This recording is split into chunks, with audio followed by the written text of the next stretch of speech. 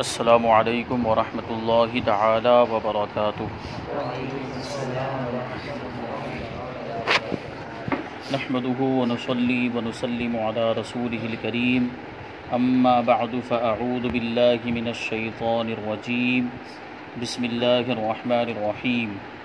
ان اللہ وملائکتہ یصلون علی النبی یا ایہا الذین آمنوا صلوا علیہ وسلموا تسلیما۔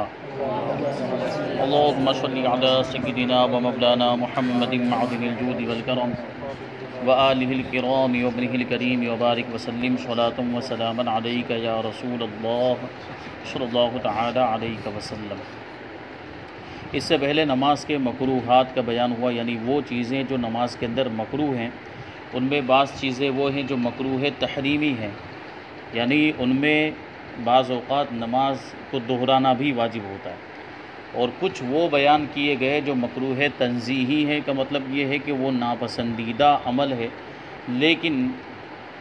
اگر کسی نے کر لیا تو نماز وہ ہو جائے گی، اس سے بچنا بہتر ہے۔ اس سے پہلے مفسدات نماز کو بیان کیا، یعنی وہ چیزیں جن سے نماز ٹوٹ جاتی ہیں، یعنی وہ چیز پائی جائے تو نماز خود بخود ٹوٹ جائے گی، جیسے کلام کرنا، بات چیت کرنا۔ لیکن کبھی ایسا موقع بھی ہوتا ہے کہ نماز توڑنی پڑتی ہے، کبھی ایسی کوئی ضرورت پیش آ گئی کہ نماز اب توڑنی پڑے گی، تو کب نماز کو توڑنا جائز ہے، کب مستحب ہے اور کب واجب ہے، اسی کو بیان کریں گے۔ ایک تو ہے کہ خود ہی ٹوٹ جائے، مفسدات نماز میں سے، نماز توڑنے والی چیزوں میں سے کوئی چیز پائی جائے تو وہ خود ہی ٹوٹ جائے گی، اور ایک یہ ہے کہ توڑنے کی حاجت پیش آ جائے، تو کہاں جائز ہوگا اور کہاں ناجائز ہوگا۔ اب اس میں بھی مفسدات نماز میں سے بھی کوئی چیز جان بوجھ کر اگر کرتا ہے تو اس کو بھی توڑنا ہی کہیں گے، لیکن وہ گناہ ہوگا۔ جان بوجھ کر کوئی ایسی چیز کرتا ہے جو مفسدات نماز میں سے ہے، تو جان بوجھ کر نماز کو توڑنا جائز نہیں ہے، اس کی اجازت نہیں ہے۔ لیکن بعض مقامات ایسے ہیں اور بعض مجبوریاں ایسی ہوتی ہیں جس کی وجہ سے نماز کو توڑنے کی اجازت دی جاتی ہے، بلکہ کہیں کہیں واجب بھی ہو جاتا ہے۔ بیان کرتے ہیں کہ نماز کو توڑنا کب جائز ہے۔ جواب: سانپ وغیرہ کے مارنے کے لیے جب کہ ایذا کا صحیح اندیشہ ہو، یعنی نماز پڑھ رہے ہو، سامنے سانپ آ گیا، جو کوئی موذی تکلیف پہنچانے والا دوسرا کوئی جانور جیسے بچھو ہے یا کوئی زہریلا اور کوئی جانور ہے، اور ہمیں صحیح اندیشہ ہے کہ اگر اس کو مارا نہ گیا یا اس کو بھگایا نہ گیا تو ایسی صورت میں وہ ہم کو کاٹ لے گا، تو نقصان ہو جائے گا، زہر اس کا اثر کرے گا، انسان کی موت بھی ہو جاتی ہے سانپ کے ڈسنے کی وجہ سے کبھی کبھی۔ تو ایسی صورت میں وہاں پر نماز توڑنے کی اجازت ہوگی، نماز توڑ کر وہ سانپ وغیرہ کو، جو بھی تکلیف دہ جانور ہے یا تکلیف دہ چیز ہے، اس کو بھگا دے۔ تو ایذا کا صحیح اندیشہ ہو سانپ وغیرہ کے مارنے کے لیے، یا کوئی جانور بھاگ گیا اس کے پکڑنے کے لیے، جانور ہے اپنا خود کا جانور، جیسے بکری ہے، بکرا ہے، گھوڑا ہے، اونٹ ہے، جو پرانے زمانے میں جیسے گھوڑے وغیرہ پہ سواری کرتے تھے، مثال کے طور پر کہیں سفر میں گیا، گھوڑے کو ایک جگہ پہ کھڑا رکھ کے نماز پڑھنے کے لیے کھڑا ہوا تھا، اب نماز پڑھ رہا ہے، اسی دوران وہ گھوڑا، مثال کے طور پر اس کی رسی اگرچہ اس نے کہیں باندھی ہو، وہ رسی کھل گئی، اب وہ گھوڑا جو ہے کہ بھاگنے لگا، اب گھوڑا بھاگ جائے گا تو یہ سخت مشقت میں پڑ جائے گا، وہ سواری کیسے کرے گا اس زمانے میں، کیونکہ گھوڑا وغیرہ ہی جو ہے وہ سواری کے لیے استعمال کیے جاتے تھے۔ تو ایسی صورت میں نماز توڑ کر گھوڑے کو پکڑنے کی اجازت ہوگی۔ یا اس زمانے میں لے لیجئے کہ کوئی پالتو جانور ہے جس کو پالا ہے، جیسے بکرا ہے، اس کو ہم نے پالا ہوا ہے،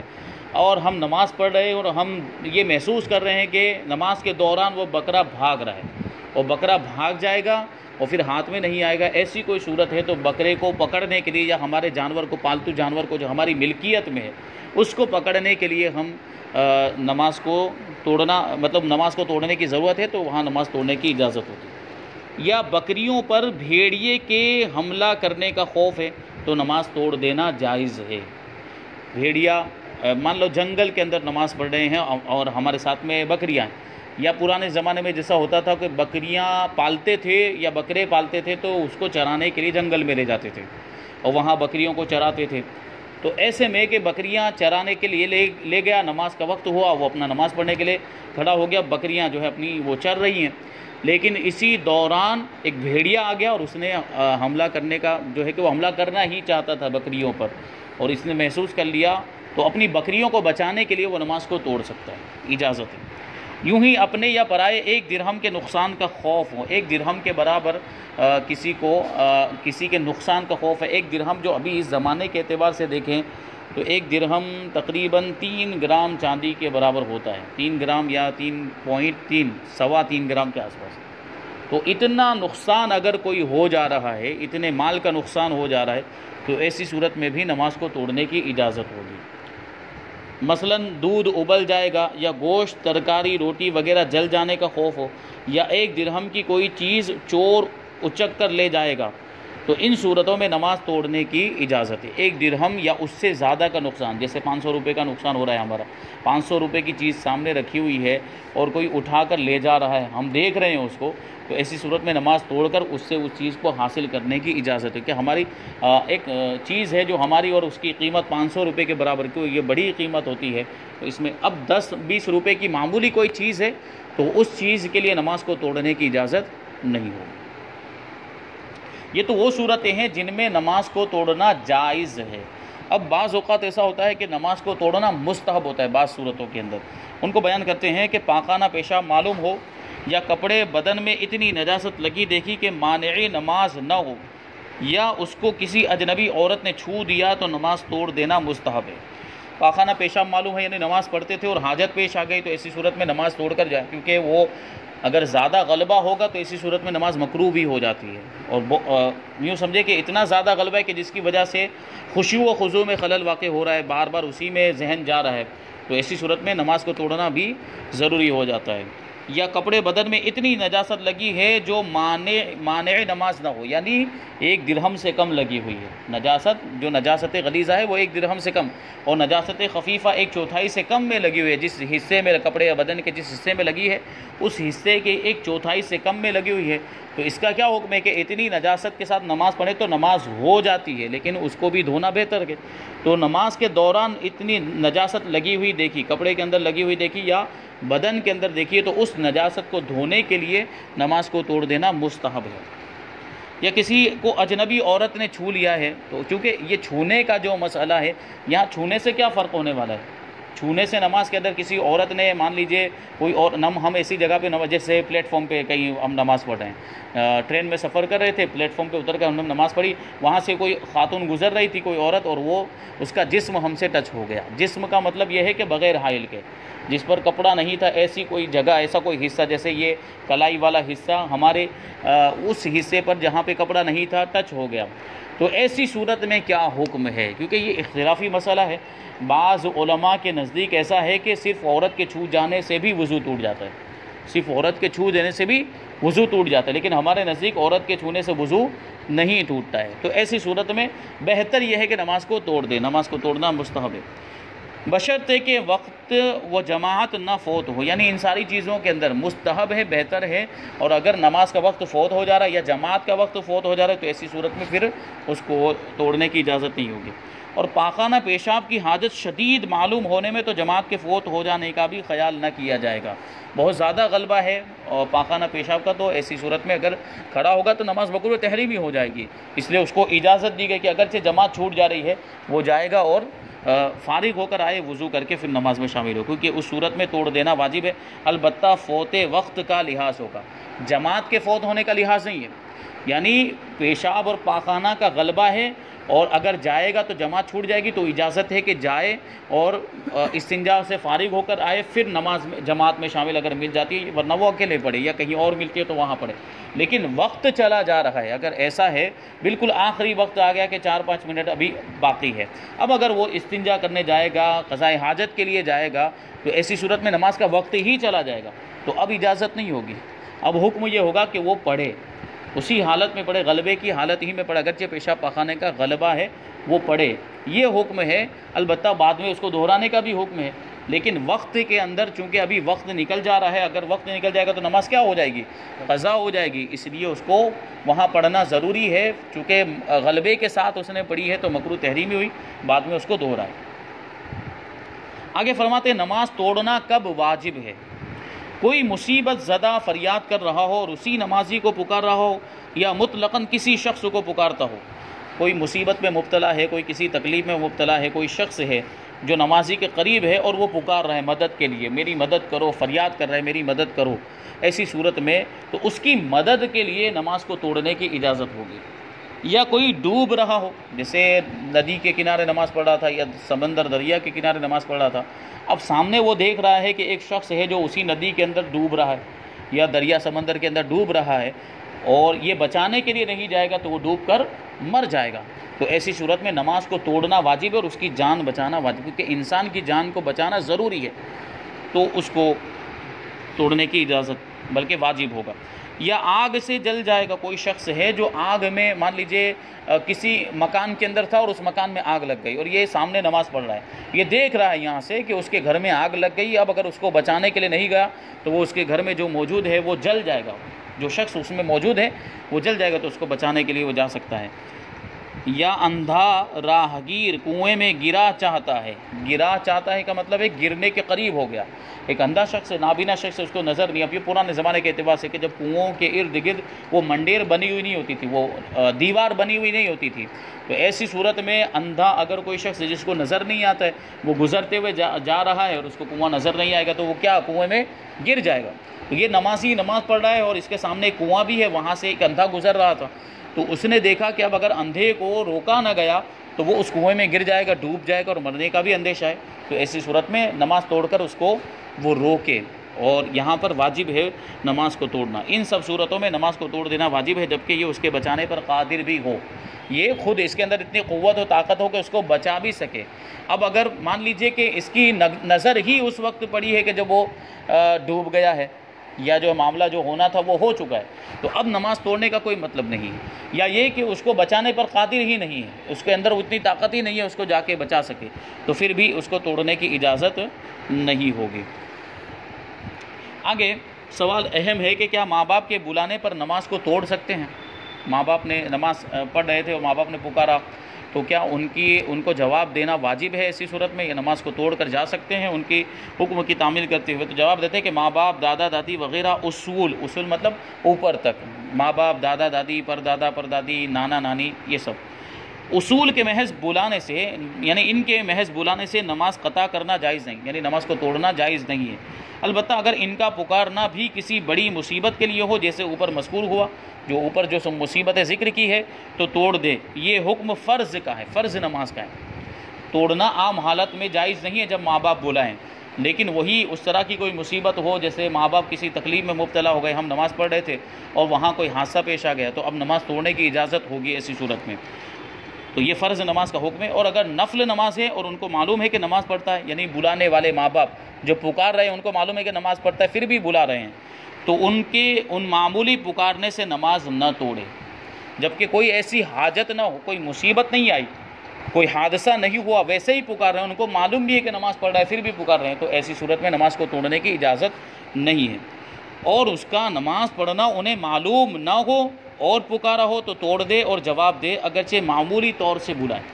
ان کو معلوم نہیں تھا ویسے ہی پکار دیا ہے کہ نماز پڑھ رہا ہے کہ نہیں پڑھ رہا ہے، تو ایسی صورت میں نفل نماز کی بات چل رہی ہے، نفل نماز کو توڑنے کی اجازت ہوگی، لیکن اس نفل نماز کو پھر بعد میں پڑھنا واجب ہوگا، اس کو دہرانا واجب ہوگا۔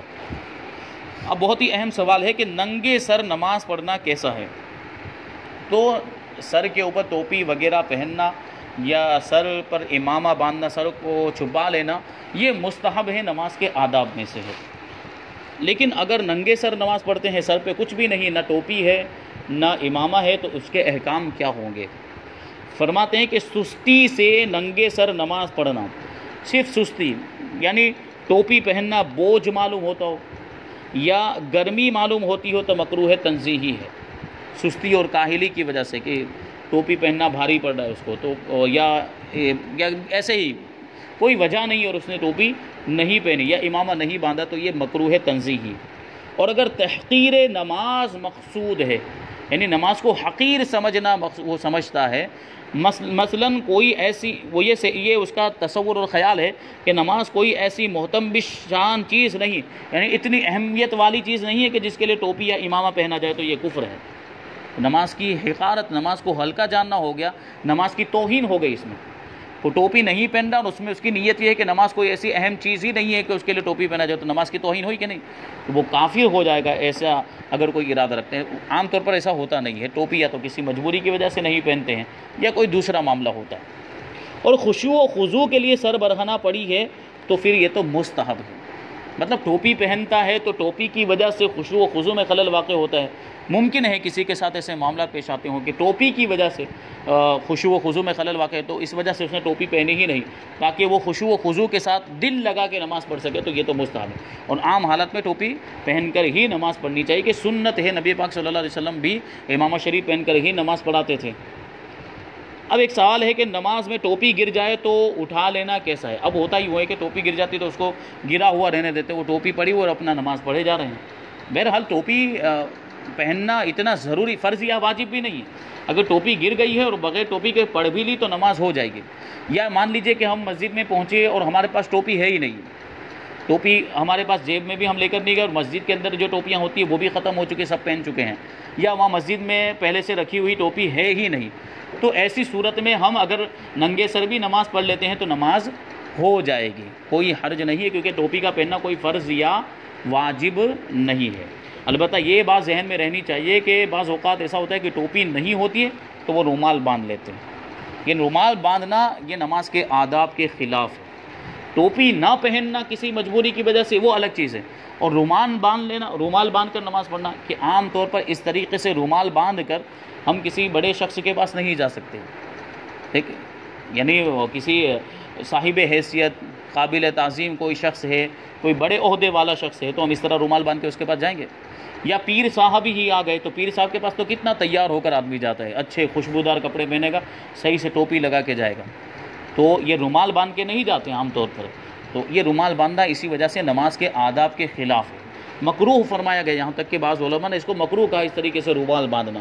تو یہ رومال باندھنے کی اجازت نہیں ہے۔ ٹوپی ہمیشہ اپنے ساتھ رکھیں، چھوٹی سی ٹوپی جو ہو، وہ ہم مسلمان ہیں، نماز پڑھنے کی کبھی بھی ہمیں ضرورت پیش آ سکتی ہے تو وہ ٹوپی، بلکہ بہتر تو یہ کہ ہمیشہ ٹوپی پہنے ہی رہے، ہمیشہ ٹوپی پہن کے تو اس میں کوئی حرج نہیں ہے۔ ہمارے علماء جو صالحین نیک لوگ ہوتے ہیں، عبادت گزار، وہ ان کا معاملہ یہ ہوتا ہے کہ ہمیشہ ٹوپی پہنتے ہیں، ہمیشہ مہذب لباس پہنتے ہیں، ایسا لباس جو اسلامی لباس کہلاتا ہے، بڑوں کا بزرگوں کا لباس ہے وہ پہنا جائے، تو مہذب لباس اور اچھے لوگوں کا لباس پہنے اور اچھی نیت کے ساتھ پہنے تو اس میں ثواب بھی ملے گا، ٹوپی بھی اچھی نیت کے ساتھ ہمیشہ پہنے رکھیں تو اس کا بھی ثواب ملے گا، تو یہ بات ہے۔ تو کبھی جو ہے کہ وہ اس کی ضرورت ہی پیش نہیں آئے گی کہ ٹوپی نہیں ہے تو پھر کیسے نماز پڑھیں۔ بہرحال نماز میں کبھی کوئی مجبوری ہو، ٹوپی نہیں پہنی ہے، بغیر ٹوپی کے بھی پڑھ لی تو نماز ہو جائے گی، ٹوپی پہن کر پڑھنا مستحب ہے، سر کو چھپا کر پڑھنا مستحب ہے۔ تو سوال یہ تھا کہ نماز میں ٹوپی گر گئی تو اب کیا کریں؟ جواب، نماز میں ٹوپی گر پڑی تو اٹھا لینا افضل ہے، اٹھا لینا بہتر ہے، اٹھا کر سر پہ رکھ لے، جبکہ عمل کثیر کی حاجت نہ پڑے۔ وہ ٹوپی ایسی ہے کہ ایک بار میں اٹھا کے ہم ایسے رکھ سکتے ہیں، جیسے یہ کڑک ٹوپی ہوتی ہے، تو کڑک ٹوپی اگر گر گئی ہے تو اس کو اٹھا کے صرف ایسے رکھنا ہی ہے سر پہ، لیکن کچھ ٹوپیاں ایسی ہوتی ہیں جو نرم ہوتی ہیں، جیسے وہ چائنا کی ٹوپی ہوتی ہے، تو اس میں کیا ہوگا، عمل کثیر کرنا پڑے گا، آپ کو دونوں ہاتھ اس میں لگانے پڑیں گے تبھی آپ پہن پائیں گے، صرف ایک ہاتھ سے اٹھا کر ایسے رکھ دینے سے وہ ٹوپی سر پہ رکے گی نہیں، اس میں یہ آپ کو دونوں ہاتھ لے کر پھر اس طریقے سے پہن، تو اس میں عمل کثیر ہو جائے گا، تو عمل کثیر کریں گے تو نماز فاسد ہو جائے گی۔ عمل قلیل کے ذریعے ٹوپی اٹھا سکتے ہوں تو اجازت ہے، اور اگر عمل قلیل کے ذریعے نہیں اٹھا سکتے تو پھر اجازت نہیں ہے۔ ٹوپی ایسے اٹھا کر ایک ہاتھ سے یوں سر پہ رکھ لی اور رہ گئی سر پہ تو اتنے کی اجازت، لیکن دونوں ہاتھ استعمال کرنے پڑیں گے، اور دونوں ہاتھ استعمال کرنے کے بعد بھی اس میں ٹائم بھی لگے گا، عمل کثیر ہو جائے گا تو نماز فاسد ہو جائے گی۔ وہی کہہ رہے ہیں کہ جبکہ عمل کثیر کی حاجت نہ پڑے ورنہ نماز فاسد ہو جائے گی، اور بار بار اٹھانی پڑے تو چھوڑ دے، بار بار گر رہی ہے ٹوپی بار بار، تو بعض اوقات ایسا ہوتا ہے کہ بال بڑے ہوتے ہیں اور ٹوپی چھوٹی ہوتی ہے، تو ایسی صورت میں بھی ٹوپی بار بار گرتی رہتی ہے، تو یہ بھی خیال رکھیں۔ تو بار بار اٹھانا پڑ رہا ہے، ایک بار اٹھا لیا، اب بار بار گر رہی تو ایک بار پہلی مرتبہ اٹھا لے، اب پھر گر رہی ہے دوسری مرتبہ تیسری مرتبہ تو اب اٹھانے کی اجازت نہیں ہے، تو چھوڑے رکھے نہ تو چھوڑ دے، اور نہ اٹھانے سے خضوع مقصود ہو تو نہ اٹھانا افضل ہے۔ کیا مطلب ہوا کہ اگر ٹوپی گر گئی ہے اور اٹھانے جائے گا تو ظاہر سی بات ہے ادھر توجہ جائے گی، ٹوپی اتنی دیر تک جتنی دیر وہ ٹوپی اٹھا رہا ہے تو نماز میں خلل واقع گویا کہ توجہ ٹوپی کی طرف ہے اور اس کا دھیان ٹوپی کی طرف ہے۔ تو نہ اٹھانے میں اگر یہ مقصد ہے کہ خشوع و خضوع باقی رہے، پوری توجہ نماز کی طرف ہی رہے، اللہ کی عبادت میں وہ اس کا پورا دھیان رہے، یہ مقصد ہے تو پھر نہ اٹھانا ہی افضل ہے، پھر وہ رہنے دے ٹوپی کو ویسے ہی اسی حالت میں رہنے دے۔ البتہ ٹوپی کے گرے رہنے کی وجہ سے بار بار پھر اب اس کی طرف ذہن جا کو ٹوپی گر گئی ٹوپی گر گئی، تو پھر تو اٹھا لینا ہی، اب عام حالات میں اٹھا لینا چاہیے، اور خشوع و خضوع میں خلل واقع ہو رہا ہو تو پھر اس کو ویسے بھی۔ تو یہ کچھ مسائل ہیں ضروری جو بیان کیے گئے، اور یہاں پر یہ بیان مکروہات کا مکمل ہوتا ہے۔ اب انشاءاللہ یہاں سے مسجد کے احکام بیان کیے جائیں گے، یہ بھی بہت ضروری مسائل ہیں، مسجد کے آداب اور مسجد کے کچھ ضروری مسائل اور احکام یہاں سے بیان کیے جائیں گے۔ اللہ تبارک و تعالی ہم سب کو عمل کی توفیق عطا فرمائے۔ وما علینا الا البلاغ۔ السلام علیکم۔